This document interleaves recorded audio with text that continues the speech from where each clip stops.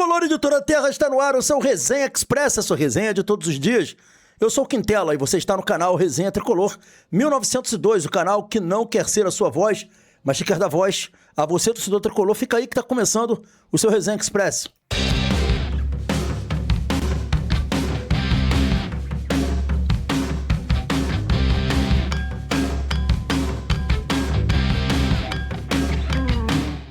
Resenha Express voltando e agora em definitivo, e eu peço aquele pacote do YouTube aos amigos para não esquecerem de se inscrever no canal, ativar o sininho das notificações, deixar o seu like. Fazendo isso, você diz ao YouTube que esse conteúdo aqui é bacana e nos ajuda aí com engajamento, para as pessoas ficarem aqui no canal e dar mais moral por resenha. Pedir também para não esquecerem do Hype. O Hype, você pega o conteúdo do resenha e distribui a outros tricolores. Então, muito importante que vocês também deixem o Hype, não esqueçam do Hype. O Hype é logo depois que deixa o like lá, aparece a opção de Hype. Não deixa de deixar o like pra gente, é muito importante, galera, principalmente nesse período de Copa do Mundo. Meus amigos, a gente vai falar sobre um assunto delicado que é o professor Carlos Alberto Parreira, mas a gente traz notícias boas, tá? O que vinha sendo noticiado anteriormente, de que o linfoma de Hodgkin poderia estar causando no professor Parreira problemas de saúde, não é o linfoma de Hodgkin, tá? O professor Parreira, segundo o doutor José Luiz Runco, ele teve uma pneumonia. Então, vamos ouvir o que o doutor Runco fala, que eu acho que é bem importante, bem significativo e que traz esperanças para nós. Vamos ouvir. Parreira teve uma coisa em medicina que é chamada uma patologia, linfoma de Hodgkin, que é uma doença maligna. Ela está totalmente curada. Na verdade, ele sofreu agora nada a ver com o linfoma, ele teve um quadro de uma pneumonia aguda, começou a ter um quadro de insuficiência respiratória e realmente ele está internado, está sendo acompanhado pelos médicos seus e mais os médicos do hospital. Ele está internado no CTI do Hospital Samaritano, na Barra da Tijuca. Eu estive lá hoje no CTI, ele está melhorando ainda, com muitos cuidados, tem que se ter muitos cuidados. O que nós pedimos a todos, que continuem orando por esse profissional que trouxe muita alegria ao futebol brasileiro. Tá aí, galera. Então, uma boa notícia sobre o professor Parreira, porque o que vinha pra gente não era as melhores notícias, né? O que a gente ouvia era coisa do tipo, o professor Parreira tá em situação muito delicada, respirando com a ajuda de aparelhos. Mas pelo que a gente está ouvindo aí, é por causa de uma pneumonia e não por causa do câncer. O câncer é uma doença muito grave, então a gente sempre tem mais medo quando uma pessoa está numa situação de câncer do que quando uma pessoa está numa situação de pneumonia.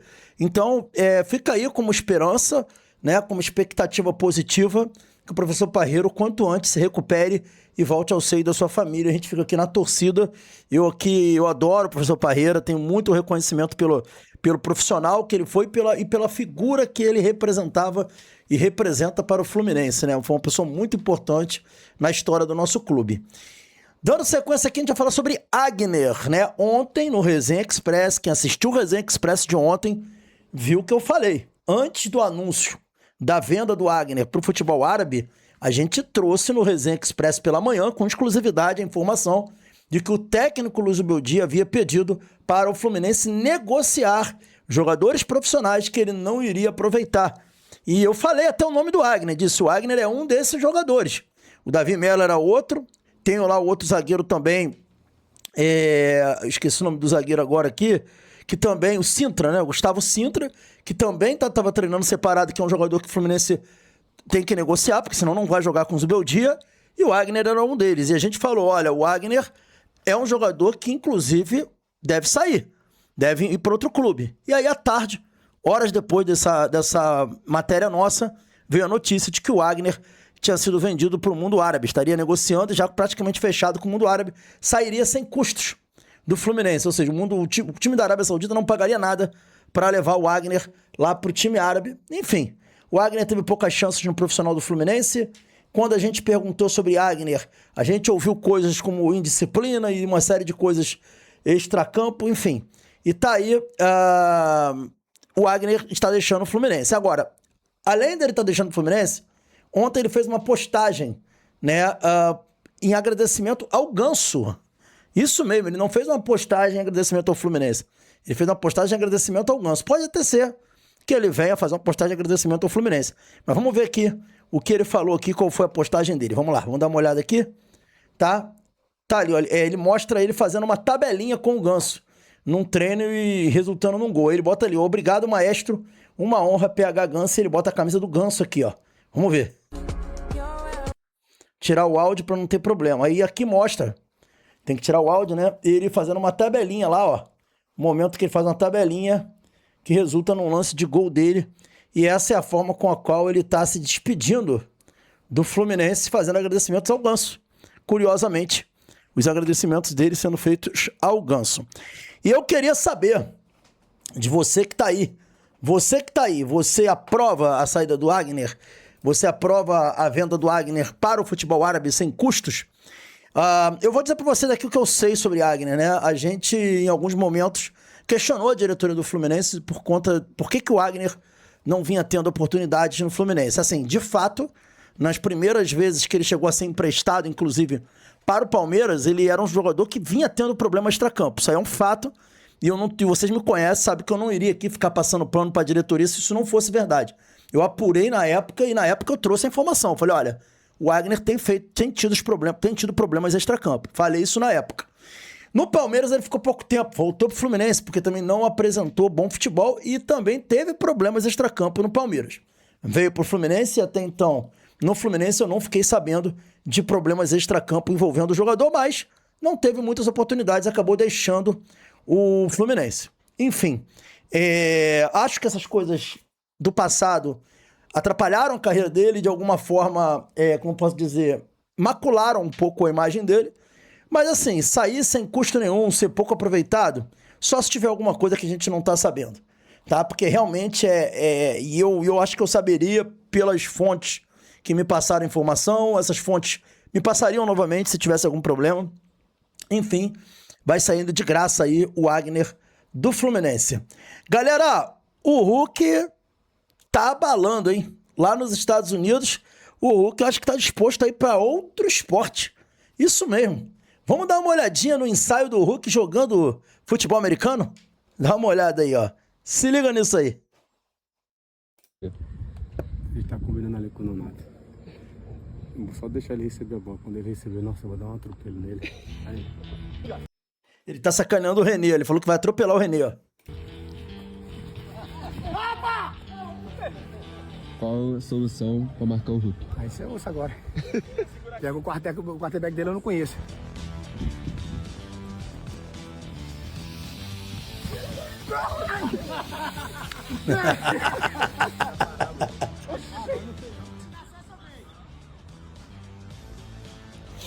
Boa! Esse é René! Boa! Eu sou defensor. Vai na corrida, vai! Olha ali, ó! É Tom Brady. Ei, se vier com rotinha curta, é Tom Brady, é rota curta, conhece? Isso é no CT, tá, galera? Mas eles ainda estão de férias. Mas eu não consegui ficar no capacete, eu sei que vou. Eu achei que ia tocar nela. Dava pra chegar. Vai.